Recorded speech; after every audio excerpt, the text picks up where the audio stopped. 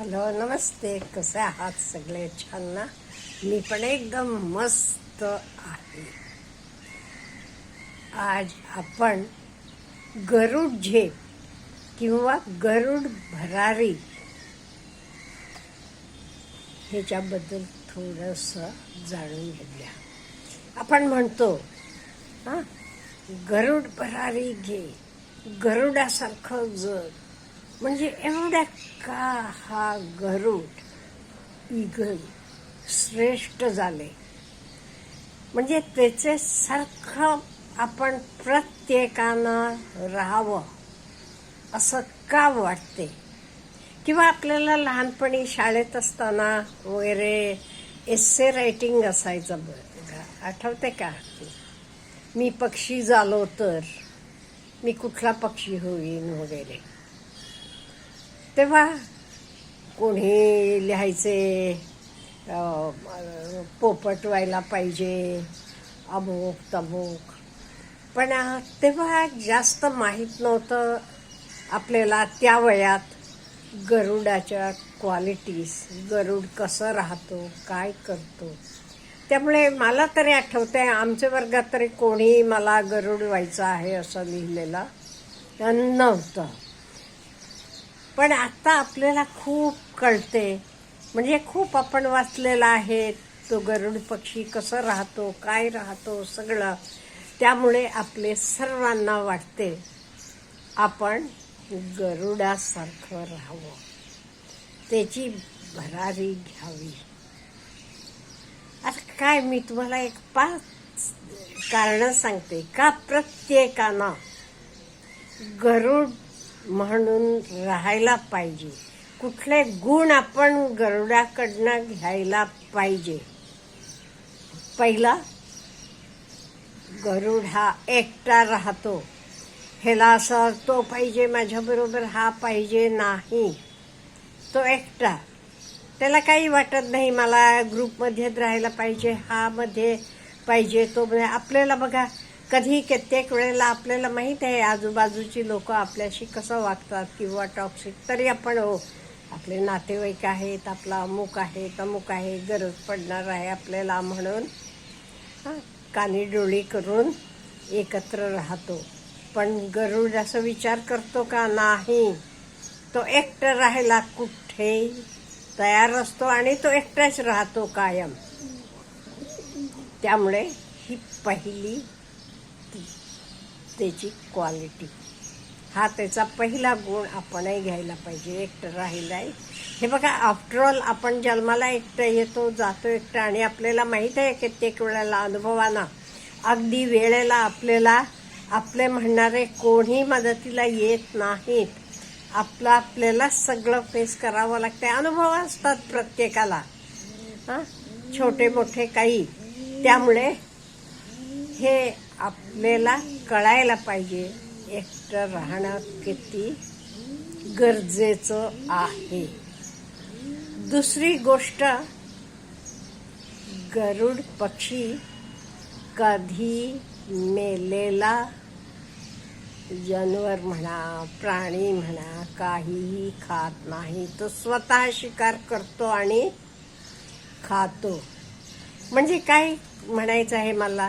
एक म्हणजे मेलेला म्हणजे गेलेला, पूर्वी घडून गेलेल्या गोष्टी, त्या गोष्टी बिलकुल विचार करायचं नाही.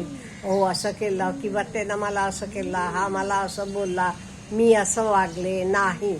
घडून गेले ना, गेला होता, आयुष्यातनं कॅन्सल. बिलकुल त्या गोष्टींबद्दल आपण विचार करत बसायचं नाही. आणि एक आपण काय, तो कसं स्वतः शिकार करतो आणि स्वतः खातो. म्हणजे आपणही, कोणी स्त्री असू देत पुरुष असू देत, दुसऱ्यानं मिळवलेले वर, दुसऱ्याचे इन्कमवर, दुसऱ्याचे पैसेवर जगायचं नाही. नो डाऊट तुमचं शिक्षण वगैरे होऊन तुम्ही पायावर उभं राहेपर्यंत ठीक आहे. आई वडील हे त्यांचंही कर्तव्य आहे, ते नाही त्यांच्या आई वडिलांनी केलेलं आहे. पण नंतर आपलं शिक्षण झालं किंवा जे काही आपण स्किल्स घेतल्या तर सगळं झाल्यावर आपण आपले पायावर उभं राहायचं. आपण आपली भाजी भाकरी मिळवायला प्रत्येकाला यायला पाहिजे.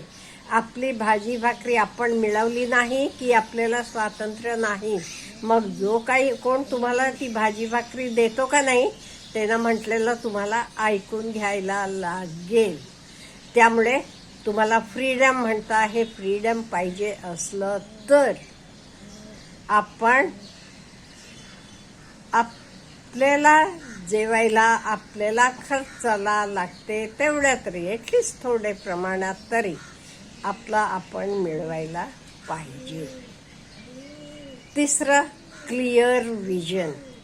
आपल्याला माहिती आहे का, 5 किलोमीटर पर्यंतचं गरुडाला दिसते. म्हणजे त्याची दृष्टी किती क्लिअर आहे, म्हणजे विजन क्लिअर आहे. असं आपणही आपलं विजन क्लिअर ठेवायला पाहिजे. आपण कित्येक वेळा कसं करू, असं करू का तसं करू, तसं केलं की काय होईल, असं केलं की काय होईल. पण आपल्याला क्लिअर विजन पाहिजे. ओके, हे असं असं करायचं. त्यामुळे आपण पण आपली दृष्टी क्लिअर ठेवायला पाहिजे. कोण अमुक असं म्हणाला म्हणून नाही, तमुक असं म्हणाला म्हणून नाही. मला दिसते ना, मला काय वाटते, माझं विजन मी घेणार. त्यामुळे आपलं विजन एकदम क्लिअर असायला पाहिजे. आता चौथा, गरुड का नाही, केवढ्याही वादळ येऊ देत, पाऊस येऊ दे, तो लपून बसत नाहीत. बाकीचे पक्षी आपल्याला माहीत आहे, पाऊस पडायला लागला की कुठेतरी आसरा घेतात आणि लपून बसतात. नाही, ह्याला वादळ आल्यामुळे आणि त्याच्या अंगात उत्साह येतो आणि तो उंच उंच भरारी मारतो. म्हणजे तो संकटांना अगदी आनंदानं, अगदी उत्साहानं, येणारे चॅलेंजेसना सामोरा जातो. हे आपण पण करायला पाहिजे. नाही ते आपण काय करतो, काही प्रॉब्लेम आला की लगेच आपण लपून बसतो. त्यामुळे नाही, असं करायचं नाही. चॅलेंजेस आले का नाही, गरुडासारखा आपण झेप घ्यायची आणि त्याचे अगेन्स्ट, गरुड कसा केवढाही वादळ येऊ देत, वारा येऊ देत, घाबरतो का, पाऊस येऊ देत नाही. बाकीचे पक्षी सगळे येऊन लपून बसतात, पण तो नाही घाबरत. त्यामुळे आपण त्याच्यासारखं राहायला पाहिजे. आणि पुढचं म्हणजे भावना आपण कशा नियंत्रित ठेवायला पाहिजे. भावनांना म्हणजे हा कसा आपल्या भावनांना नियंत्रित ठेवतो आपल्याला माहित आहे. त्याची 40-50ला आला की तो काय करतो, परत पुनर्जन्म घेतो, आपली नखं काढून टाकतो, हे काढतो. त्याला दुःख होत असेल तेव्हा हे भयंकर त्याला त्रास होत असेल, उपाशी राहावं लागते, एका म्हणजे नखं कापलेले असतात, त्यानं सगळं का पुनर्जन्मासाठी. पण तो भावनांना नियंत्रित ठेवतो. तो आपण हे आहे हे न कशाला बाहेर जायचं असं विचार करत नाही.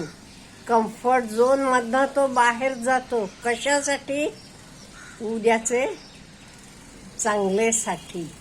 त्यामुळे आपण पण हे उद्याचं आपल्याला चांगला पाहिजे, तर आजचे कम्फर्ट झोन मधनं बाहेर यायला पाहिजे.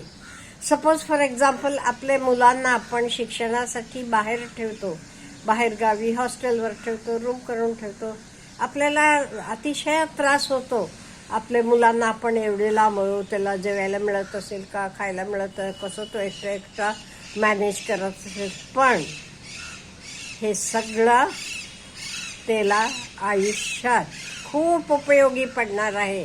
त्याचा कॉन्फिडन्स वाढणार आहे. तो एकटा जगायला, आणि कोणालाही आई वडील हे कायमचे नसतात. त्यामुळे ह्या सगळ्या आपण गरुडासारखं राहायचं असलं तर हे गरुडाचे गुण पण आपण आत्मसात करायला पाहिजे आणि गरुडासारखं जगायला पाहिजे. Have a good day.